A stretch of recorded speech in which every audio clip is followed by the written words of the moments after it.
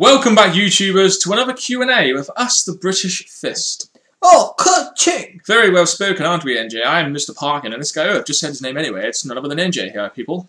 What's up? What's up, indeed. Subscribe up above, like this video, and comment your thoughts on the video down in the comment section below. And make sure you contact us in the link in the description box below. I'd like to get some tea now. God damn it. Why was we speaking like traditional English bastards? But anyway, there we go.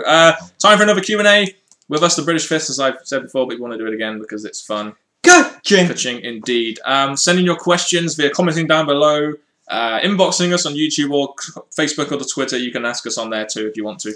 Thank you very much, and let's dive straight into this Q&A because we've got so many questions that we want to answer right about now. Duke THS asks us a question. Let's play a game. I'm going to say a name of a wrestler and you say whether or not they are overrated or underrated and why you think so.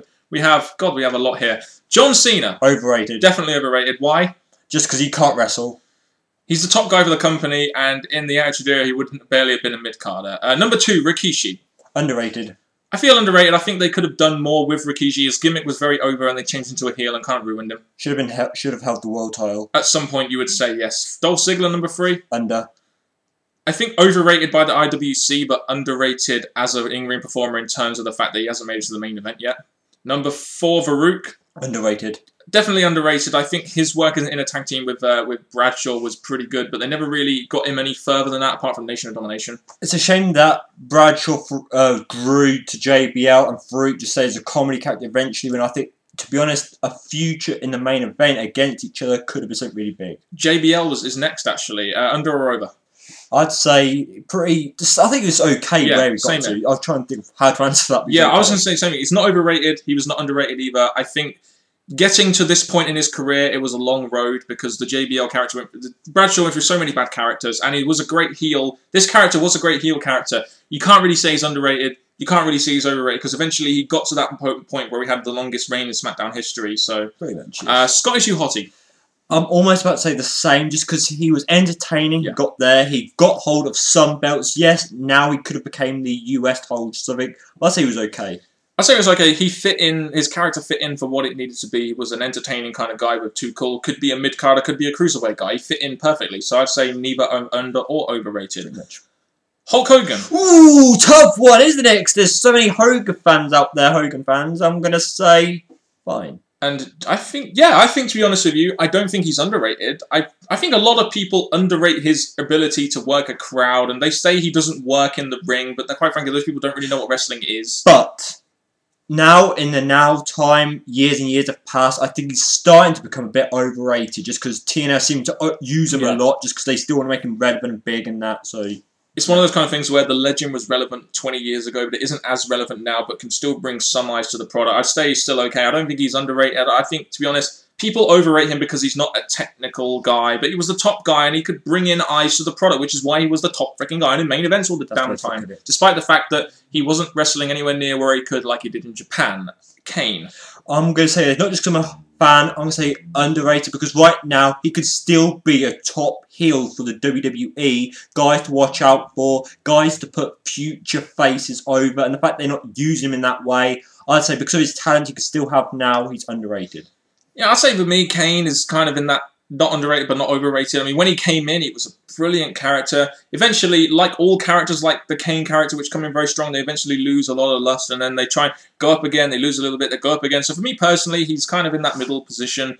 Andre the Giant, Scott Hall. I'd say under, because I think he could have became one of the champions again. He could have been up there with like the Kevin Nash, he could have been with Hogan, but sadly, he had his great moments, great matches, but just not enough for where he should have been. As Razor Ramon, he was underrated, but in WCW, he was used in that NWO faction and was made a massive piece, despite being the fact that it was mainly about Hogan. But as Razor Ramon, I think he was very underrated, personally. Andre the Giant, no way you can say this guy is overrated. He was a big guy, and he did a lot for the wrestling business. He's a name that, for hardcore wrestling fans, long-term wrestling fans, this is a name that stands out for what he did and for the future, so I'd say he was perfect where he was. DDP, in my opinion, a little bit overrated, simply because I didn't really ever see this guy being a proper main event guy for a WCW or a WWE, but people wanted him in there because they were fed up of the Hogans, they were fed up of the You know, they were fed up with the Flairs, they were fed up with the Stings, and they're fed up with the Goldbergs, and that's the only reason why people wanted him in that main event spot. I'm personally going to say he was fine where he was, because yes, they tried to put in that feud with The Undertaker, but again, with his time of wrestling, he did what was needed, he got a crowd behind him, he was entertaining, so I'll say he was fine where he was. Monty Brown was very underused in TNA, as the Schleg Daddy will always tell you on his TNA reviews. He again comes to WWE as Marcus Corvon and never did anything, so very hard to really tell on that one, to be honest. We said about people being fine where they was, I'd say he should have stayed down where he was. Boogeyman, was he under or over? Under, because with him, he's one of those comedy characters that were really good for where he was. So I think having a comedy character who could slowly start to work up towards the Intercontinental, the US, he could have gone somewhere more than where he did. I could never see him being a champion, but such a great character for that company. Kevin Nash, very much, in my opinion, overrated. Because it wasn't really Diesel time when he was the champion, when the ratings were at their lowest. Kind of similar to CM Punk, who we were basically dismissed as a guy who, you know, wouldn't even be fit to be a main eventer. I'd say overrated because, again, even though he's not in the picture anymore, he's still a bit jealous that other people are taking his spot or being hiding where he is. And plus, he had a big part in NWO, Mike Talker, wrestling match, but I don't really see, especially when he came back for that thing with Triple H, there was nothing to him. He got the biggest pop at the Rumble, but I think, to be honest, even in the NWO, he was riding Hogan's coattails anyway, so... And lastly, Shane McMahon. Definitely underrated.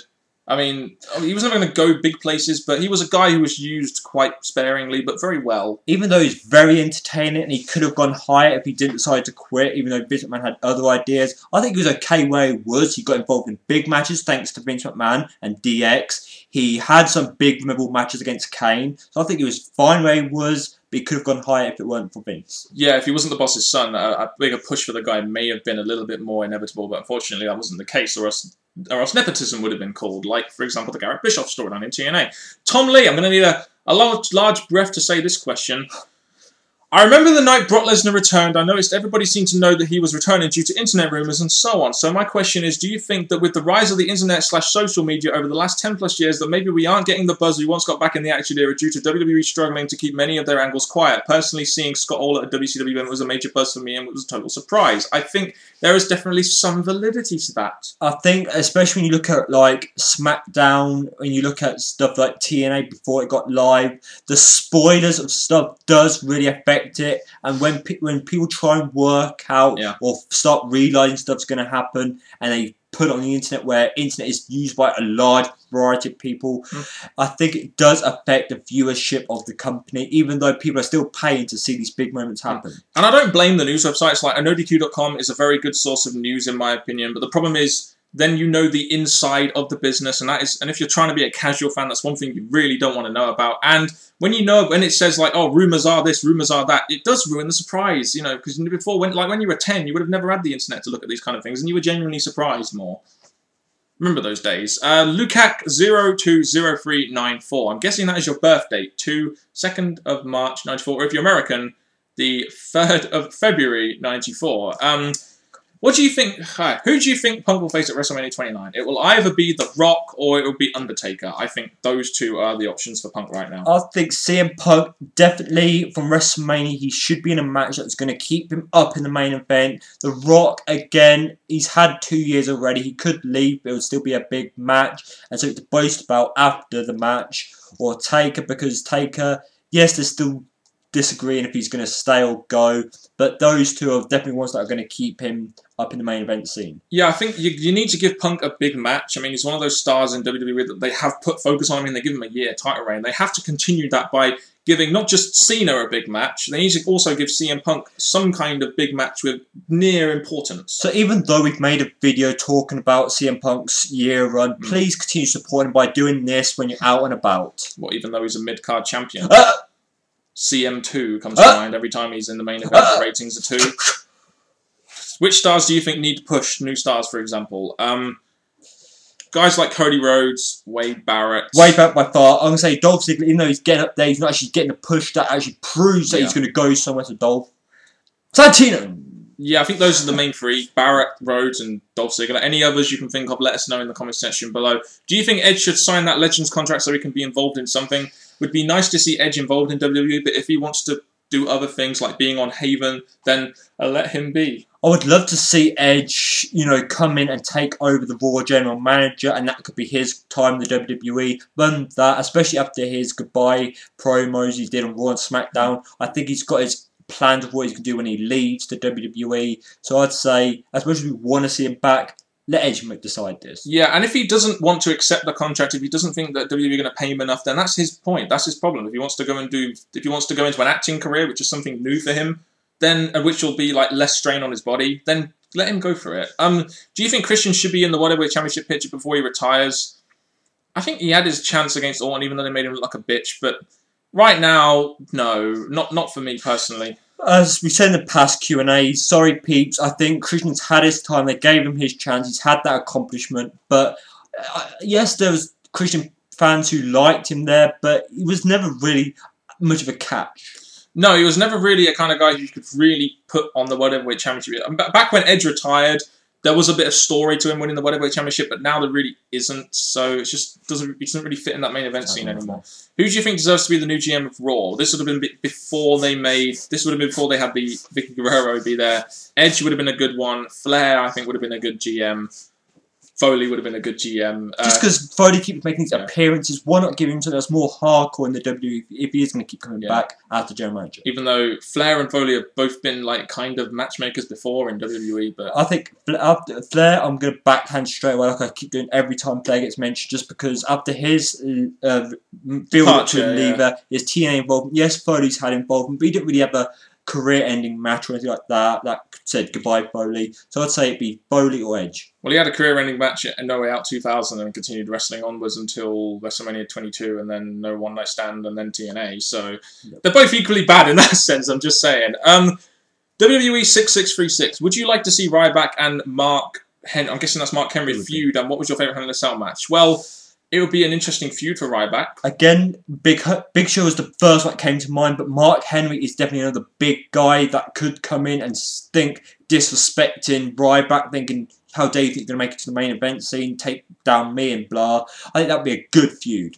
Yeah, no, I think it would be like a Big Show Ryback feud. Just have a big guy come in and, dominate the babyface, or have Ryback get a big win over a big guy. I think that would really suit him. And favourite Hell in a Cell match, for me personally, because of the effect it had on how we saw wrestling at the time, even though it could be seen as negative in the long term. Undertaker and Foley at King of the Ring '98 was just fantastic. There's quite a few. Taking away the pay-per-view Hell in a Cell, even though I like the DX's Legacy, I'd say probably Triple H and Cactus Jack. Oh yeah, that was at No Way Out 2000. What about the one where your favourite debuted when it was Undertaker versus Michaels at Bad Blood '97? That would always be a good one. The match may not have been perfect, but the outcome obviously was something big for me. Yeah. Indeed. Neda 1. If WWE were going to do Rock versus Cena 2 at WrestleMania 29, shoot me. Should they add stipulations like have it in a no-holds-barred match for the WWE title and have Mick Foley as the referee? I think they're going to have it for the WWE title. That's kind of going to be the difference if they do it. But I think it's the second time they've faced off, so they do need to do something different. Whether or not they should add a stipulation in there or a special referee, I don't really know. They do need to do something different, but I think that's what they're going to try and do with the WWE Championship. Can you scroll down? I can't see the next question. Who the hell wants to see this freaking match? Well, it was once in a lifetime. So yeah, that's the point. Samato Cop 96. Do you think they should bring up young talent more like they did with Orton and Batista in Evolution? Well, they're trying. I mean, they brought up Sandow, Ryback, Cesaro. They've now brought up Rollins. They've now brought up Roman Reigns. They've now brought up Dean Ambrose. They are trying. It's just they're very bad at trying to introduce these guys in a strong way that they can be made into stars. And you've named the two that you named were in Evolution, like you said. So it's the faction actually brought them up. Past factions haven't really done stuff like the Nexus one. That really didn't deliver in a strong way. I think with this CM Punk one, with the NXT FCW talent, it could work eventually. But right now, they are failing to bring up wrestlers in a way that the old just basically in a way that makes them into stars, like within maybe a year or two, to maybe challenge for a belt or something, basically. Shane Sincar. Sin Cara. Top 10 Mania matches. This is an interesting question. Top 10 Mania matches, there are a lot. Kane versus Chavo Guerrero. The shortest WrestleMania match is one of your top 10. Okay. There are loads to choose from here. If I go back to the old era, you have Hulk Hogan versus Ultimate Warrior, Savage versus Steamboat at WrestleMania 3, Hogan versus Andre at WrestleMania 3. At WrestleMania 8, you had like Ric Flair versus Savage. WrestleMania 7, you had Savage versus Warrior. And WrestleMania 10, you had Shawn Michaels versus Razor Ramon, Bret versus Owen. At WrestleMania 13, Austin versus Bret Hart. The Iron Man match at WrestleMania 12. 14, Austin versus Michaels with Kane versus Taker as well. 17, you had loads of great matches there. There are so many to choose from, not to mention that ladder match at WrestleMania 10. Recentish ones, like we've had the Benoit winning, the Eddie Guerrero winning. Yep. We've had the Triple H Taker, you could count some of them. Kane Taker, count some of them. Triple H Orton, just because how that went down. Rock and Cena. So there's been quite a few recent ones. Yes. Rock and Hogan at 18. At 19, you had Jericho and Michaels. You had Hogan versus Vince. Lesnar versus Angle. Rock versus Austin again for the third time. Vince versus Brett. That was unbelievable. Great. Unbelievably shit. What about Michaels versus Taker? Both of those, and Flair versus Michaels. They were both good matches. Standouts. Edge and Taker, main event. Probably the most underrated WrestleMania main event of all time. So I think that's more than 10 and 10, yes. Yeah, and the top 5 Hell in a Cell matches of all time. Well, we started naming some of them. You did Bad Blood 97, Michaels and Taker, where Kane debuted. You also had Taker versus Foley at 98. Cactus Jack versus Triple H at No Way Out 2000. The 6-man. Armageddon 2099 was the 6-man Hell in a Cell. You also had like Vengeance 2005, Batista versus Triple H. What other good Hell in a Cell matches have there been? Like I said, I like the tag team one of Legacy and DX. Yeah. Other ones, recentish ones. There's not actually been proper big Hell in a Cells recently, apart from the Triple H versus Taker, Shawn Michaels referee. That one was recent, but I like that. Yeah, it wasn't really a great Hell in a Cell match, but it was still a great match. Edge and Taker, we've said. Oh yeah, SummerSlam 2008. That was a good Hell in a Cell match. So those are the ones that stand out to us. Clyde Wendell Slater III. Do we have a British saint on our hands here or something? We don't know. Ask us a couple of questions here. With Ryback's current push and eventual title run, health withstanding, how would you book him? How should the WWE handle his mic skills? And do you think that the Rumble is the perfect way to really show his dominance? Okay, Royal Rumble would be the best way of him winning it. I see him winning 2014 to go on at WrestleMania 30 to win the belt. I'd say in terms of his mic skills, don't have him say much, really. Again, with me, I think the fact that we've had him not say much for a while now, apart from Feed Me More, and then they gave him that mic work against CM Punk to cool him down. I think they're building up to him to say more, and I think the more he says, the more people are going to think, yeah, now he's starting to say more, now he's starting to go against main eventers, now he's starting to have longer matches. I think the fact we've gone through the phase of short promos, now we're getting to the longer ones, I think that's the way to go. I think if you're going to build him up to it, though, you need to give him like feuds of progressively big opponents. You'd have him like against Miz, then you'd move on to like I know they've rushed that, but I'm just giving examples. Then you'd have him face Big Show, Mark Henry, maybe moving on to like a John Cena, and then have him win the belt against someone. Do you know what I mean? Like have it like that. But they've already kind of gone past that stage now. They've had him like be there, and they've had him go up to there. So it's a bit weird how they've done it. But there are many ways they could have done this. But Royal Rumble is definitely the best way of having him get the title shot in the end. With the tease of an eventual match between Austin and Punk, possibly at WrestleMania 30, how would you or the WWE build towards it? They're doing it pretty well. Slowly, yes, it's gone over a year or two to build up to it. They've had mentions, video packages, dissing each other. And I think next year, after this WrestleMania, I don't think this WrestleMania will be the best one. Next one, I think they should start being appearances of Austin, and then all of a sudden, one of them demands the match, and boom! Yeah, I mean, you could easily do like a legend versus current roster guy. You could have Punk saying Austin is washed up, and you could even play Austin's health into there. You could go ahead the whole straight edge thing versus Austin's beer drinking. I mean, there are many different ways you can do this that would make this match feel really big, in my opinion. It's not hard to do. It's Austin versus CM Punk. I mean, come on. If the dream match between Sting and The Undertaker were to come true, how would you book it? You'd have like Undertaker return, and then you'd have like Sting like have a real like awesome return like he would do in WCW with the whole Raven Crow gimmick, I think. It's kind of hard to decide how you do it because Sting's going on a run on TNA and Taker's maybe wrapping up his career in the WWE or going to be taking more time off. I think the way to do it would be Taker to cut a great promo challenging anyone for his last WrestleMania thing, then for Sting or someone to step up and take the challenge. I think the key word in that promo would be anyone, and then people look, and then you could bring in a Sting like that, and that would be, that would be an epic match in my opinion. So yeah, that's really all we have for this Q&A, guys. We hope you've answered your question in this Q&A, and keep your questions coming, and also give us your thoughts on the questions we've answered down in that comment section below. And thank you very much, people. This has been a Q&A that I've enjoyed, Mr. Parkin enjoyed, the British Fist have enjoyed, hopefully you have, and for Mr. Parkin and me, NG, till next time, YouTubers, goodbye.